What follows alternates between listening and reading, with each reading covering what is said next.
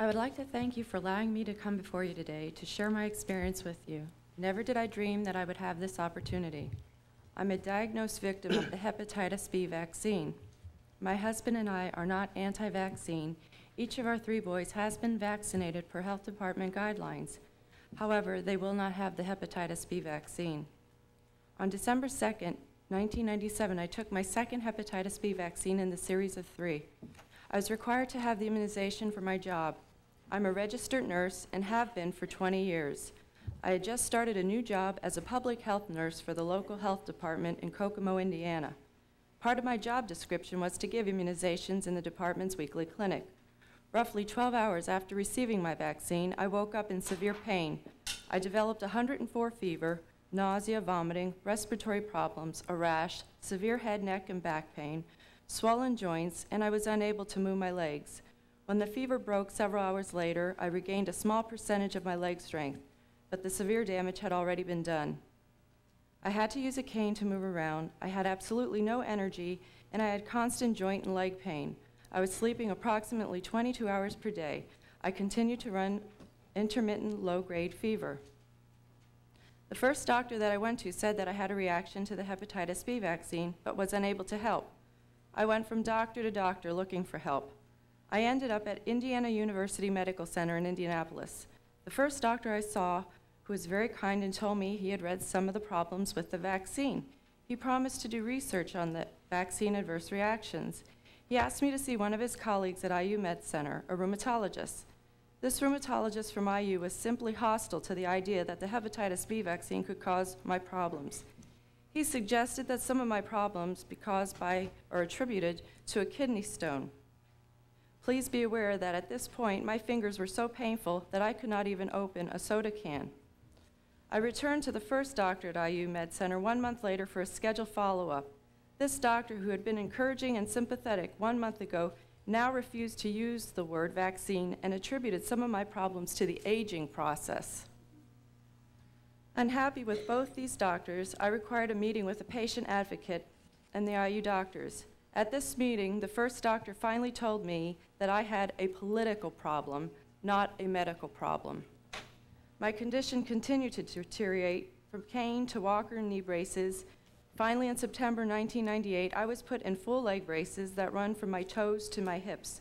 With the use of the braces and forearm crutches, I have some mobility. 8 months after my initial injury, I was able to find a doctor out of state who is treating people for vaccine damage. I must now see him every 3 months. The vaccine has caused nerve damage to my legs and hands. The medical name for my problem is chronic inflammatory demyelinating polyneuropathy. I also have multiple types of autoimmune disorders, and I now have an elevated rheumatoid arthritis factor. I undergo weekly IV treatments that cost several $1,000s per week. Although I have no more energy now, I have more energy, there's no real prognosis for my condition. Immediately after I was injured, I contacted the pharmaceutical company asking them for help. They told me they had never heard of this problem before. I realized at that point that I was not that unique and decided to write to the FDA through the Freedom of Information Act. I requested any reports on file about the adverse reactions to hepatitis B vaccine for one particular company from 1991 to present. 4 months later, I received a box containing 1,045-page report. On each page, there were summaries of approximately 8 reactions. These 8,000+ reactions range from mild to death.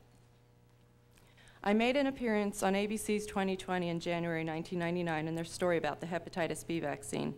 Since that show was aired, I've received numerous calls from adult victims and parents of children who've been injured after taking the hepatitis B vaccine. One common theme among the victims is that their doctors told them that it couldn't be the vaccine because it was perfectly safe. I recently testified for the State Senate Committee in Indiana with the intent of removing the mandate for the hepatitis B vaccine for school entry. The proposed amendment was designed to give parents the choice to waive the vaccine for any reason. On March 2, 1999, it passed the State Senate by a vote of 45 to 4. However, the House sponsor of the original bill killed it rather than bring it up for debate. In Indiana, a doctor from the Department of Health told the Senate that one of the arguments for the vaccine that it was the first anti-cancer vaccine. Fortunately, we were able to show that the anti-cancer vaccine theme was taken from a PATH website. PATH is an organization within the World Health Organization. PATH suggested that the first anti-cancer vaccine theme was a good marketing tool to bring about an interest in a boutique vaccine. I have minutes from a CDC study group meeting on the hepatitis B vaccine held in March of 1997. The minutes of the meeting show that it would take at least a 60-day study to show the onset of MS. Clinical studies done by the two manufacturers were 4 and 5 days in length, respectively. It should be noted that the afternoon session of this meeting was chaired by Dr. Robert Sherrar of Merck.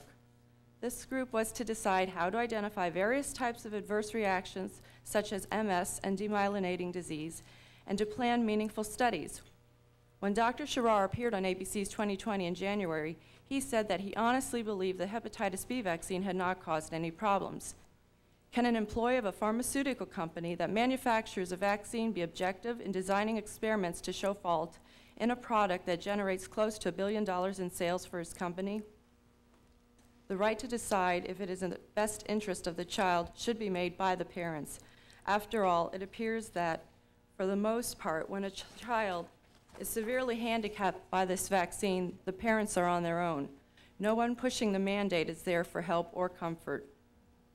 In an article on the hepatitis B vaccine that was printed in the Washington Post, a spokesperson for the CDC said that nothing unexpected had been observed in the way of adverse reactions. At first, I thought they meant that the position was that no adverse reactions had occurred. Now I really don't think it was denial. Despite over 20,000 reports to VAERS for the two manufacturers, nothing unexpected had occurred. I really believe the number and type of injuries is no surprise to the CDC. Maybe the only surprise for the CDC is just how hard the victims are fighting back. Thank you.